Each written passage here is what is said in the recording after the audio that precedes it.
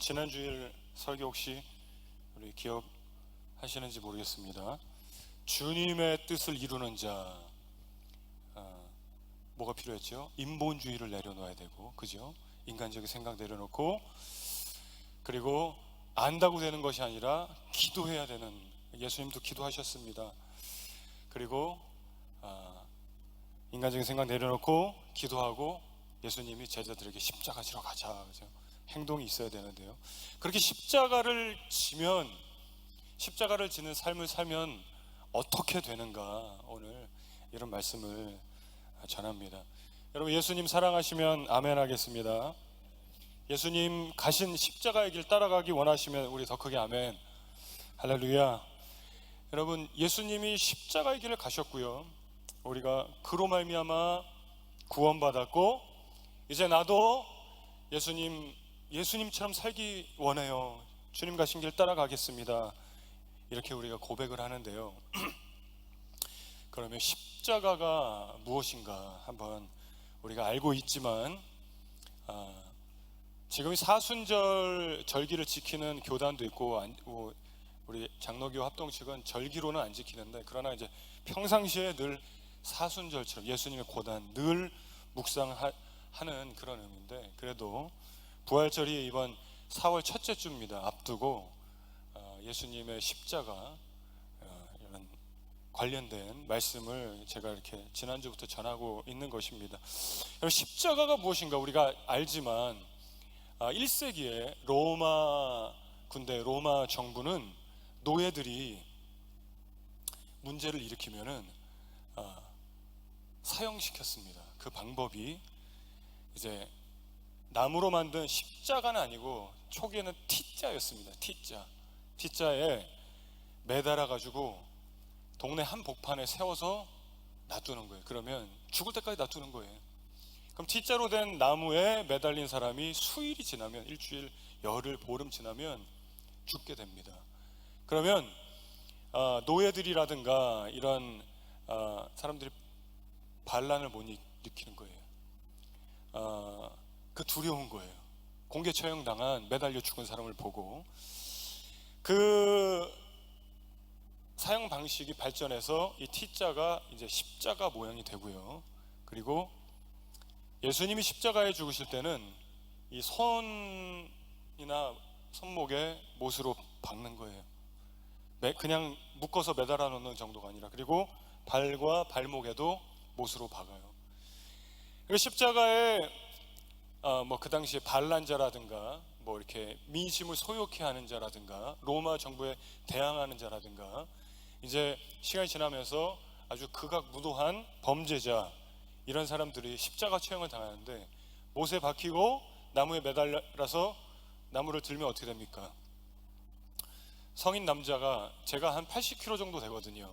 이 80kg의 무게가 밑으로 이 중력의 법칙에 의해서 이제 떨어지면 못에 걸려 있는 손목에, 이제 여기에는 근육이 경련이 일어나고 거의 혼수 상태가 되고 기절을 하고 소리를 지르고 반복하다가 이제 죽게 되는 것입니다. 아주 잔인한 사형 방식이고, 모두가 다 보는 그런 언덕이나 그런 곳에 공개적으로 죽이는 것입니다.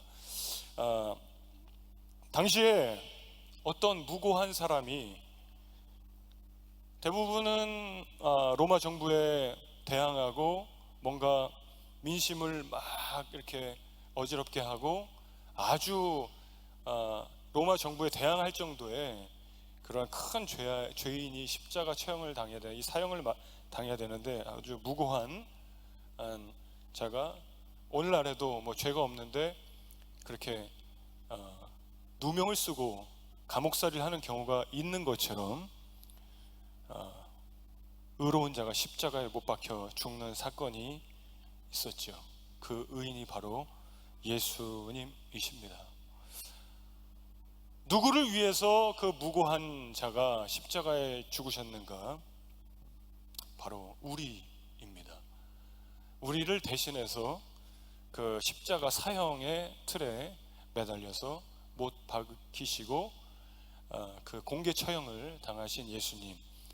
당시에는 옷도 벗겼기 때문에 굉장히 수치스러운 거예요.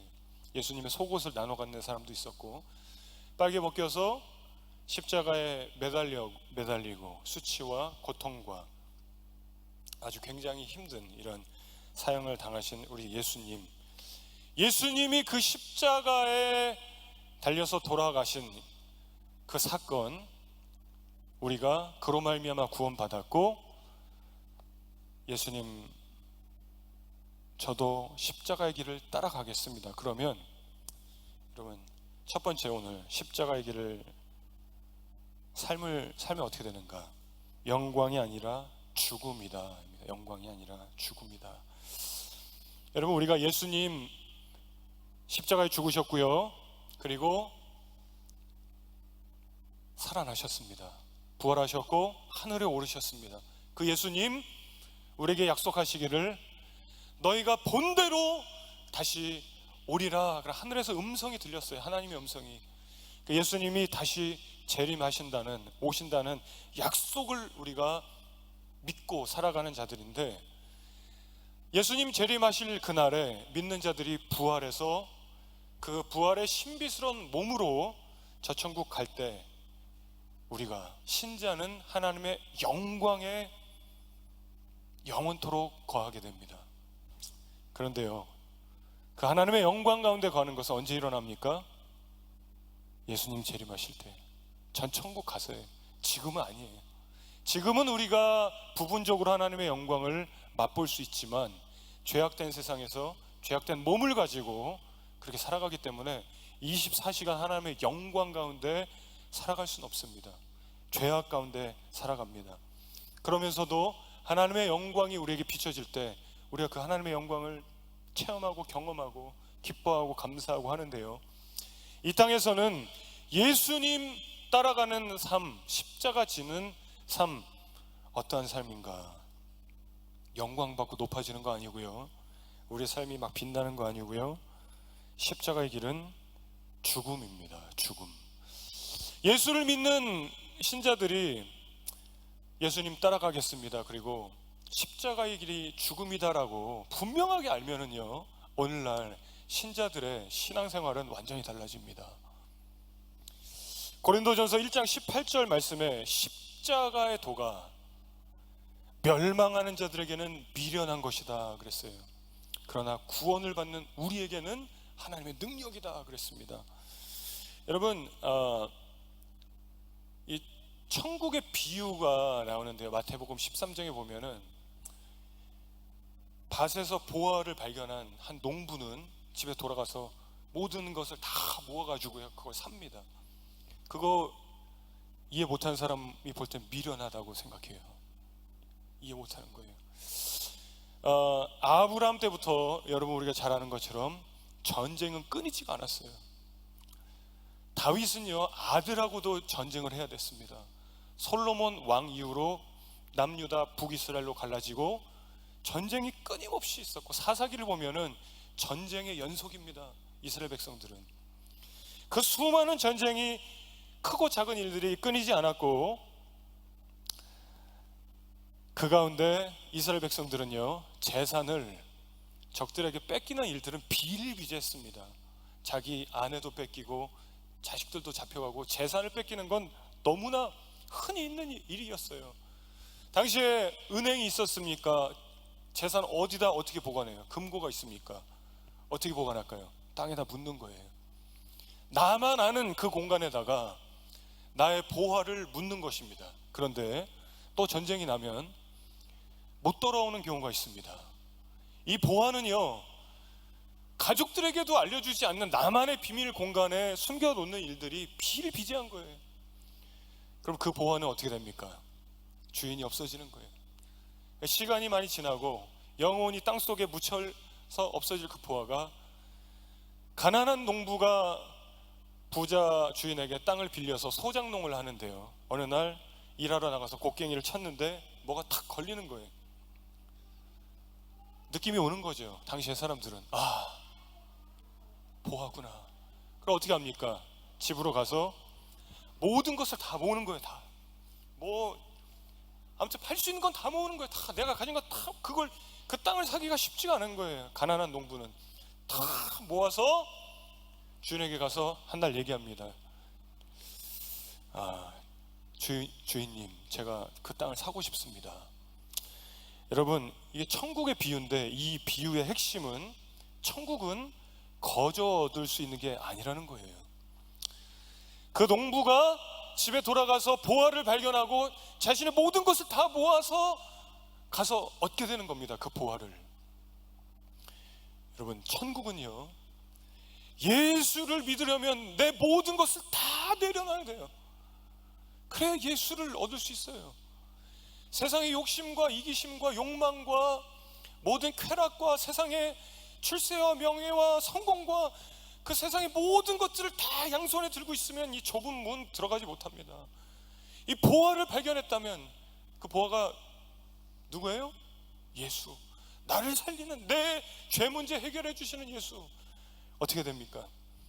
내가 가지고 있는 모든 것을 다 내려놓고 여기에 진정한 가치가 있으니 예수를 내가 얻어야 되겠구나. 예수 믿는 것입니다. 이 천국의 비유는요, 그러한 내용이에요. 세상의 사람들이 볼 때는 이해를 못하는 거예요. 멸망받을 자들이 볼 때는 이 십자가의 도가 미련해 보이는 것입니다. 여러분, 어떤 사람이 예수 믿는데 모든 인생을 다 주님께 거는 거예요. 세상 사람들이 볼 때 미련해 보여요. 로마 사람들이 볼 땐 미련해 보여요. 당시에 그 하층민들이 볼 땐 미련해 보여요. 왜? 그 예수가 공개 처형 당했거든요.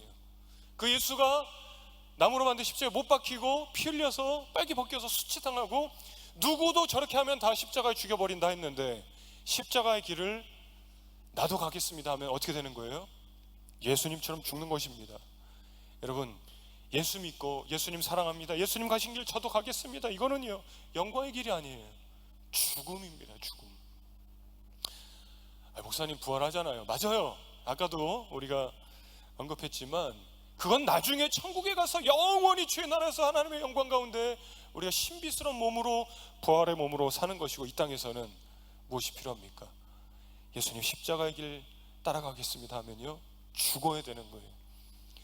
그런데 여러분 어떻습니까? 현대의 교회는 십자가의 길로 가겠습니다, 십자가 따라가겠습니다 하는데 죽는 사람을 보기가 어려운 거예요. 한번 따라하겠습니다. 주님, 죽겠습니다. 하여튼 어느 교회는 뭐 설교에서 막 죽으라고 해서 내가 진짜 자살을 해야 되나, 이 그런 의미가 아니죠. 여러분, 예수님 처형 당하실 때 상황을 한번 보겠습니다. 29절입니다. 지나가는 자들은, 한번 같이 읽어보겠습니다. 시작. 지나가는 자들은 자기 머리를 흔들며 예수를 모욕하여 이르되, 성전을 헐고 사흘에 짓는 자여.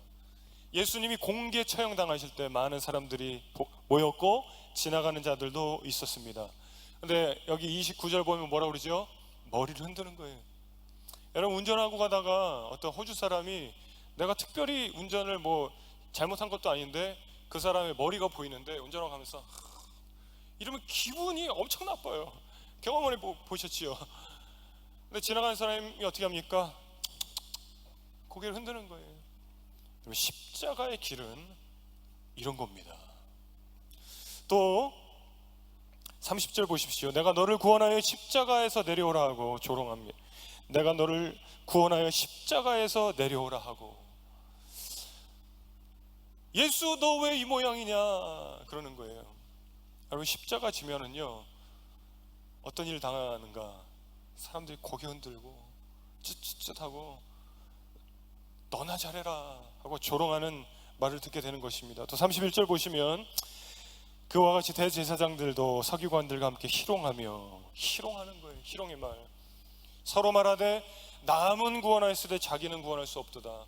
너 그렇게 뭐 복음 전하고 전도하고 뭐 주를 위해 살더니 뭐 너의 모습은 무엇이냐, 뭐 남에게 잘해주고 아주 뭐, 그래서 희롱하는 거예요. 비꼬아 말합니다.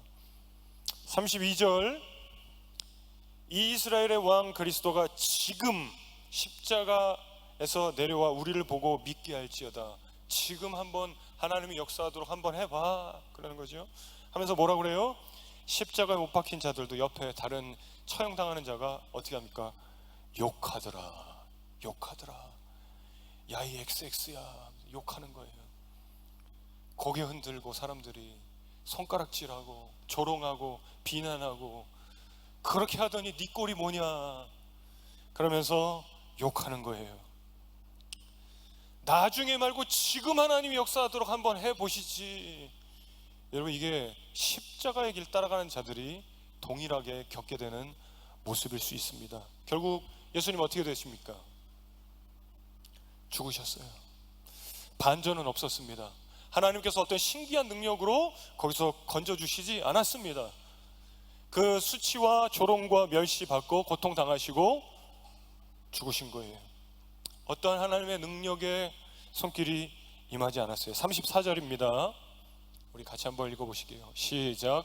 제9시에 예수께서 크게 소리 지르시되 엘리 엘리 라마 사막다니 하시니, 이를 번역하면 나의 하나님 나의 하나님 어찌하여 나를 버리셨나이까. 예수님의 마지막 기도가 뭐예요? 하나님이 나를 버리시는군요. 십자가는요, 여러분, 영광이 아니라는 거예요. 우리가 분명히 십자가의 길을 따라가겠습니다 하면은 명확하게 십자가의 길은 무엇인가. 그래서 교회에서 제가 이렇게 말씀을 준비하면서 저도 다시 한번 십자가에 대해서 묵상하면서, 제가 책을 한 권 쓴다면, 십자가 신학 이렇게 쓴다면, 현대 크리스찬들이 잘못 알고 있는 예수의 제자도 십자가의 길을 따라가는 것은 무엇인가, 그런 걸 쓰면 좋겠다 이런 생각을 했어요. 영광이 아니고 죽음입니다. 여러분, 죽어야 부활하는 것입니다. 예수님이 죽으셔야 되는 거예요. 우리가 십자가의 길 가겠습니다 그러면 죽어야 되는 거예요. 우리의 모든 것이 다 죽어져야 되는 거예요. 현대 교회는 참 싸움과 다툼이 많습니다. 우리 뉴워십 처치도 앞으로 그런 일이 없을 거라고 누가 보장할 수 있습니까? 사람이 모인 곳에. 교회는 죄인이 모이는 곳인데, 어떤 교회 가서 그 교회는 이상한 사람들이 있어서 안 가겠어요, 그건 사실 틀린 말이에요. 교회는 의인이 모이는 곳이 아니라 병든 자, 영적으로 파산한 자들, 죄인들이 모이는 곳이에요. 그러니 거기에는 문제가 생기고 다툼이 생기고 싸울 수도 있습니다. 여러 가지 오해가 있을 수 있어요. 교회만 그렇습니까 여러분? 가정도 마찬가지입니다. 그때 어떻게 해야 될까요? 서로 십자가 지려 해야 되는 거예요. 서로 십자가에서 죽으려 해야 되는 것입니다. 서로 거기서 누가 고개를 흔들고 손가락질을 조롱하는 말을 내가 들어야 되는 거예요. 내가. 근데 이거 서로 안 들으려고 하는 거예요. 나는 잘못한 게 없다. 서로 십자가를 안 지는 것입니다. 어떻게 될까요? 교회 문제가 생겨도 해결이 안 되는 거예요. 한 명만 십자가를 져도 해결이 됩니다. 한 명만. 여러분이 저를 위해서 기도해 주신다면, 이 교회에 혹시 문제가 생길 때 담임 목사가 십자가 지고 갈 수 있는 목사 되게 해 주십시오. 이렇게 여러분 기도해 주십시오. 여러분, 교회가 문제가 생길 때 담임 목사가 십자가 지면 끝나는 거예요. 근데 목회자부터 해서 모든 중직자 성도들 다 나는 아니다, 내가 잘못 안 했다. 여러분, 선교사가 복음 전하러 가서 십자가 짓고 죽으면 끝나는 것입니다. 십자가 져야 되는 거예요. 선교사가 선교지 가서 막 싸우고요, 거기 있는 사람들과 다투고, 그럼 복음 들어가겠습니까? 안 되는 거예요. 여러분, 선교사만 그러겠습니까? 목회자만 그러겠습니까? 우리가 각자가 가정에서, 일터에서 내가 십자가 져서 죽으면 되는 거예요. 두 번째, 그렇게 십자가 지면 어떻게 되는가? 막힌 담이 허물어집니다. 예수님이 십자가에 죽으시니까요, 막힌 담이 허물어져 버렸어요. 37절입니다. 한번 같이 읽어보실게요. 37절. 예수께서 시작. 예수께서 큰 소리를 지르시고 숨지시니라. 그랬더니 어떻게 돼요? 38절 시작. 이에 성소 휘장이 위로부터 아래까지 찢어져 둘이 되니라. 여러분, 십자가 복음은 예수가 죽으셨다는 거예요. 예수가 나를 위해 죽으셨다는 거예요. 예수가 당신을 위해 죽으셨다는 거예요. 자신이 죽고 다른 사람을 살려냈다는 거예요. 그것이 십자가 복음입니다. 이것은 우리가 이보다 더한 사랑이 없다라는 거예요. 남을 도와주고 재정을 조금 주고 밥을 사주고 그 사람 어려운 일을 함께 해주고 동행해주고 또 사랑이지만, 내 대신 죽는 것보다 더한 사랑이 어디 있겠습니까? 예수님이 대신 죽으시고 타인을 살려낸 이 십자가 사랑. 여러분, 교회에서 헌신자가 되면 십자가 지고 죽는 겁니다. 여러분, 아멘입니까? 죽지 않으면 문제 생겨요. 찬양팀 다 죽은 자들이 올라와야 되는 거예요. 여기 죽은 자들이 올라와서 찬양해야 돼요. 산자가 올라와서 찬양하면 문제 되는 거예요. 산자가 피아노 치고 드럼 치면 문제 되는 거예요. 교회에서 직분을 받고, 한번 우리 교회에서 여러분 이 직분을 받으면, 우리 안수 집사님 이상 권사님 장로님들은요, 한번 직분 받으면은 끝까지 가는 거예요. 이게 없어지는 게 아니에요. 일반 집사님들 말고. 제가 우리 안수 집사님이라고 부르는 건, 대부분 사람들이 안수 집사님들도 그냥 집사님이라고 부르는데, 그러다 보면은 그냥 그 직분에 대해서 그걸 잊게 되는 거예요. 내가 안수 집사가 되고 권사가 되고 장로가 되면은 죽을 때까지 그 직분 가지고 어떻게 가야 됩니까? 헌신자는 십자가 지고 죽는 거예요.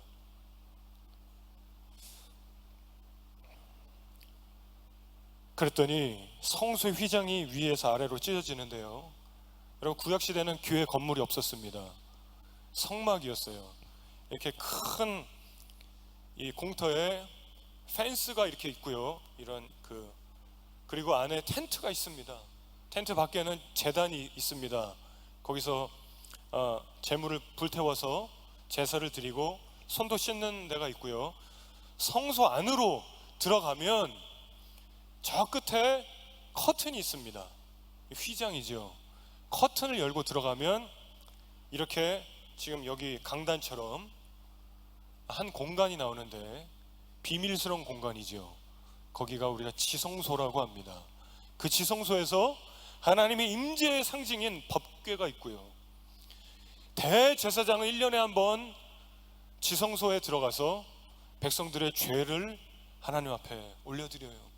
거긴 아무나 들어갈 수가 없어요. 다시 말하면 하나님과 일반 사람들이 만날 수가 없는 거예요. 하나님 만나러 거기 휘장 열고 그냥 들어갔다가는 즉사합니다. 대제사장도 죄가 있으면은 죽는 일이 발생하기 때문에 허리에 방울을 달고 들어갑니다. 대제사장이 안 나와서 찾으러 들어갔다가 그 사람도 죽는 일이 있습니다. 하나님의 영광 가운데 그냥 죽는 거예요, 사람이. 그런데 휘장이 찢어졌다는 것은 예수님 십자가의 죽으심으로 누구든지 하나님 앞에 직접 나갈 수 있게 된 거예요. 막힌 담이, 하나님과 막힌 담이 허물어진 거예요. 여러분, 우리가 이렇게 보면은 전도의 어떤 대상자를 보면은요, 막힌 담이 있어요. 하나님과 우리가 복음을 전하지만 이게 쉽지 않아요. 우리가 기도할 때 있습니다. 주님, 막힌 담이 허물어지게 하여 주옵소서. 무엇이 필요하지요? 십자가의 능력으로 막힌 담이 허물어져야 돼요. 휘장이 찢어지는 사건이 일어나야 되는 것입니다. 물론 예수께서 그 휘장을 찢으셨지만, 오늘날 나도 예수님 십자가의 길 따라갑니다. 그리고 우리가 십자가에 죽으면 어떻게 돼요? 막힌 담이 허물어지는 거예요, 주변에. 여러분, 가정에 막힌 담이 허물어지는 역사 일어나길 축원합니다. 어떻게 하면 돼요? 여러분, 십자가에 죽으시면 된다는 거예요. 우리 교회에서도. 세 번째, 진정한 부흥이 일어난다. 진정한 부흥. 부흥은 우리가 다른 말로 또 회복이라고 표현합니다. 리바이벌이죠. 진정한 회복의 부흥이 일어나는데 언제? 십자가에 예수님 죽으셨을 때입니다. 39절, 예수를 향하여 섰던 백부장이 그렇게 숨지심을 보고, 숨지심을 봤다는 건 무슨 말이죠? 예수님의 십자가를 딱 맞닥뜨리게 된 거예요. 그 현장에서 십자가가 자신에게 부딪혀 온 거예요. 그리고 뭐라고 합니까? 이 사람은 진실로 하나님의 아들이었도다. 그래서 지금 사복음서를 비교해서 보면 이 백부장이 굉장히 그 당시에 현장에서 두려워하면서 이 말을 했었던 걸 볼 수 있습니다. 그 예수님이 십자가에 죽으실 때 하늘이 어두워지고, 그죠? 그런 막 상황들을 보면서 진짜 하나님의 아들이었구나. 백부장은 많은 군인을 거느리는 사람이에요. 그렇게 뭐 두려움이 많지 않은 장군입니다. 근데 하나님의 아들이었구나. 그래서 이런 백부장의 모습을 성경은 기록하는데요, 더 놀라운 것은요, 40절 보시면 멀리서 바라보는 여자들도 있었는데, 또 41절 보면은 이들은 어떤 사람이고, 그러면서 43절 보시면은 아리마대 사람 요셉이라는 사람이 나옵니다. 굉장히 중요한 사람이에요. 성경에 몇 번 언급되지 않는 사람인데 43절 같이 한번 읽어보시겠습니다. 시작. 아리마대 사람 요셉이 와서 당돌이 빌라도에게 들어 예수의 시체를 달라 하니 이 사람은 존경받는 공회원이요 하나님의 나라 기다리는 자라. 이 사람은 어떤 사람이에요? 존경을 받는 공회원이다. 공회원. 공회원이 굉장히 중요한 거예요. 당시에 산헤드린, 공회는 산헤드린을 말하는데요, 헬라어로 시네드리온, 그래서 산헤드린 최고 법정입니다. 유대의 사람들의 당시에 최고 법정이에요. 그래서 구성원들이 한 70명, 71명, 72명 그 정도인데, 대제사장, 장로, 서기관들 중에서 뽑습니다.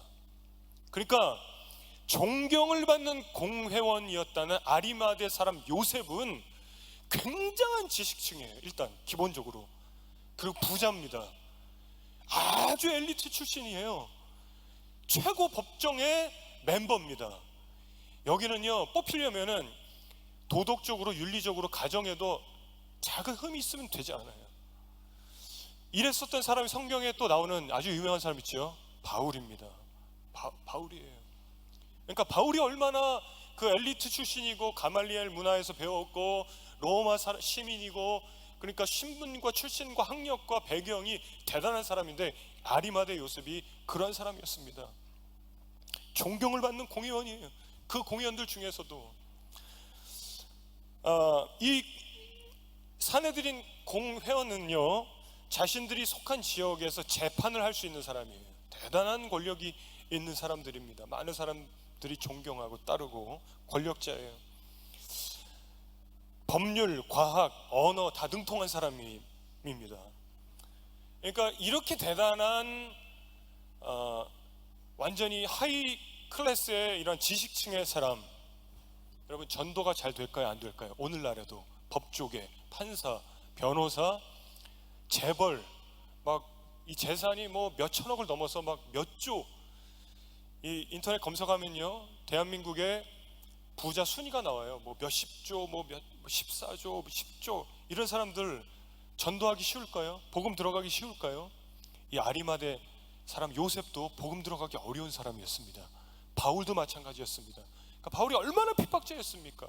그랬는데 오늘 본문에만 보면은 그냥 존경을 받는 공회원이라고 하는데요, 사실은 이 사람이 자신의 믿음을 숨겼었던 사람이에요. 그 요한복음 19장 38절에 이렇게 기록합니다. 아리마대 사람 요셉은 예수의 제자이나 유대인이 두려워 그것을 숨기더니, 그랬어요. 그것을 숨기더니. 그러니까 요즘으로 치자면 교회를 다녀도 교회 다니는 거 숨기는 사람이에요. 목회자라면 목회자인 걸 숨기는 사람이에요. 세상에 나가면은 일반 사람처럼 똑같이 살아가는 거예요. 그러니까 여기 호주에서도 저도 와서요, 목사님 어디 가서 목사라고 얘기하지 마십시오, 이런 얘기를 너무 많이 하는 거예요. 하나 도움 안 돼요 그러면서, 뭐 사모님도 뭐 말하지 마세요 그러고, 기독교인인 거 어디 가서 말하면 도움 안 돼요. 욕 먹을 수 있습니다. 그러나 여러분, 정말 예수님 사랑하는 마음이 불타오르면 숨기지 않을 뿐만 아니라 욕을 먹어도 어떻게 합니까? 전도합니다. 복음을 전합니다. 여러분 맞습니까? 그러나 복음을 부끄러워하고 내가 예수 믿는 거 숨기고 싶어 한다는, 그렇게 예수 잘 믿는 거 아닙니다. 아리마대 사람은요, 예수의 제자라고 하지만 정말 신실한 제자 아니었습니다. 유대인에게 내가 예수의 제자라는 걸 숨겼어요. 숨겼던 그런 사람인데, 그가 오늘 본문에 보면은 예수님이 십자가에 죽으시고 어떻게 해요? 예수의 시체를 달라. 예수님 십자가에 죽으시는 거 보고 충격을 받은 거예요. 정말 하나님의 아들이구나. 그리고 예수님의 장례는 내가 치러주겠다. 거기서 변하게 됩니다. 여러분, 이게 왜 중요한 것인가? 여러분, 교회가 정말 부흥이 일어날 때가 언제인 줄 아십니까? 지식층이 예수 믿고 지식층이 복음 받아들일 때예요. 교회는 대부분 서민들, 약자, 세상에서 그렇게 높은 자들이 아닙니다. 왜 그러냐면 고린도전서 1장 27절에 하나님께서 세상에 미련한 자들을 택하여서 지혜 있는 자 부끄럽게 하시고 약한 자 택하여서 강한 자 부끄럽게 하시고 천하고 멸시받는 자 택하셔서 있는 자들 폐하리 하시나니 아무 육체도 하나님 앞에 자랑하지 못하게 하리 하십니다. 그러니까 교회에 약자, 가난한 자, 부족한 자, 멸시받는 자들이 먼저 은혜의 수혜자가 됩니다. 교회는 그래요. 세상의 권력자, 부한 자, 대단한 자, 오늘 여기 본문에 나오는 아리마다의 사람 요셉과 같은 사람은요, 그렇게 예수 온전히 뜨겁게 믿기가 쉽지가 않습니다. 근데 진정한 부흥이 언제냐면은 지식층들이 회개하는 역사가 일어나요. 그 기독교 역사 보면 그렇습니다. 교회의 역사들도 보면은 교회는 오지만 그냥 건성으로 와요. 그냥 교회만 왔다 갔다 하는 사람. 그런데 그 사람들이 그 돈 많고 그 엘리트, 그 명문 대학, 명문 기업, 뭐 회장, 뭐 변호사, 법조계 판사, 그 사람들이 어느 날 예수님을 만나고 뒤집어지는 역사가 일어납니다. 진정한 부흥이 팍 일어날 때가 있어요. 돈과 명예 모든 것을 다 갖고 있는 자들이, 복음 받아들이기 힘든 자들이, 여러분 우리 가족들 중에도 그런 역사가 일어날 때가 있습니다. 우리 가족들 중에 특별히 예수 안 믿는 사람, 여러분 거의 대부분 공부 잘하거나 돈이 많거나 세상에서 잘 나가거나 하는 사람, 전도해도 전도가 안 됩니다. 여러분, 저희 아이들 3명은 공부를 못해요. 그게 좀 안심이 돼요. 공부 잘하면 커서 20대 돼서 저 이제 교회 안 갈래요, 이렇게 될까 봐 저는 그게, 차라리 공부 못해도 괜찮다, 믿음 잘 지키면. 여러분, 이런 일들을 우리는 주변에서 너무 많이 봅니다.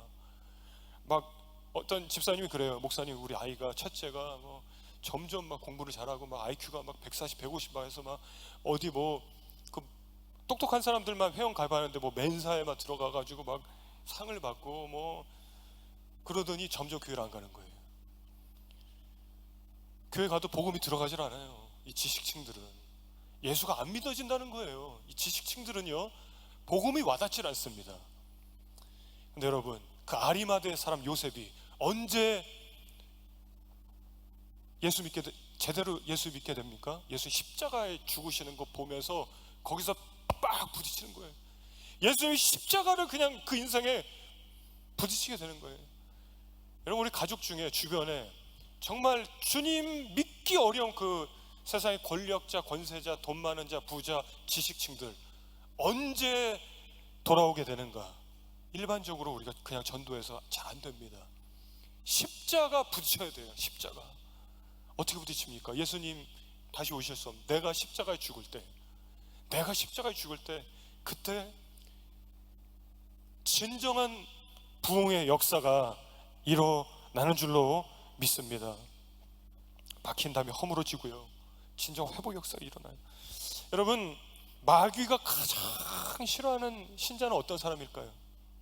마귀가 가장 싫어하고 가장 두려워하는 신자, 십자가 들고 날마다 죽는 사람이에요. 이런 말씀을 정리하겠습니다. 세상에서는 돈 잘 벌고 많이 소유하면 성공하는 거예요. 대단한 거예요. 우린 그런 사람들을 교회 안에서도 그 세상적인 기준과 가치가 들어오니까 부러워하기도 합니다. 그러나 교회는 그런 곳이 아닙니다. 우리가 한 번만 생각해 보면요, 하나님의 나라는 그렇지 않아요. 하나님의 나라는 성공하고 돈 많이 번 사람이 대단한 게 아니라, 교회는 하나님의 나라는 십자가 지고 죽는 사람이 대단한 거예요. 하나님의 나라는 십자가 지고 날마다 죽는 그 자가 대단한 것입니다. 대신 욕먹고, 대신 손가락질 당하고, 대신 고통 당하는 것이 잘하는 것입니다. 그러니까 마귀가 얼마나 두려워하겠어요. 그럴 때 막힌 담이 허물어지고 휘장이 찢어지듯이 정말 돌아올 수 없는 그런 자들이, 지식층들이 회개하는 역사가 일어나는, 이런 역사가 교회에 있다라는 거예요. 여러분, 내가 져야 하는 십자가 있으실 거예요. 이건 내가 감당해야 되는 고통이구나. 이건 내가 가정에서 내가 감당해야 되는 어려움이구나. 이건 내가 교회에서 내가 져야 되는 십자가구나. 내가 일터에서 이것은 내가 감당해야 되는, 욕을 먹어야 되는 거구나. 죽기까지 십자가 지는 겁니다. 그러나 어떤 사람은 나는 어떤 십자가를 져야 되는지 모르겠어요 하는 사람도 있습니다. 그러면요, 기도하십시오. 그러면 보여줘요. 저건 내가 감당해야 되는구나. 저 어려움은, 저 힘든 일은, 저 고통은 내가 져야 되는구나. 이게 보이기 시작합니다. 여러분, 그때 그것을 피하지 마십시오. 십자가는 축복입니다. 여러분 믿으십니까? 십자가 축복이에요. 십자가는 죽는 것이지만, 영광이 아니라 죽는 것이지만, 내가 십자가에서 죽을 때 막힌 담이 허물어지고 진정한 부흥이 일어나고, 하나님께서 그 십자가 지는 자를 통해서 일하기 시작하는 것입니다. 여러분, 우리 교회는 그래서 모두가 다 십자가 지고 예수님 따라가고, 모두가 다 그렇게 서로 날마다 죽으려 하는 그런 교회가 은혜가 넘칩니다. 은혜가 넘치는 거예요. 그런 교회 되기를 원합니다. 여러분, 그런 가정 되기를 원합니다. 그런 분들이 되시기를 주로 축복합니다. 기도하겠습니다.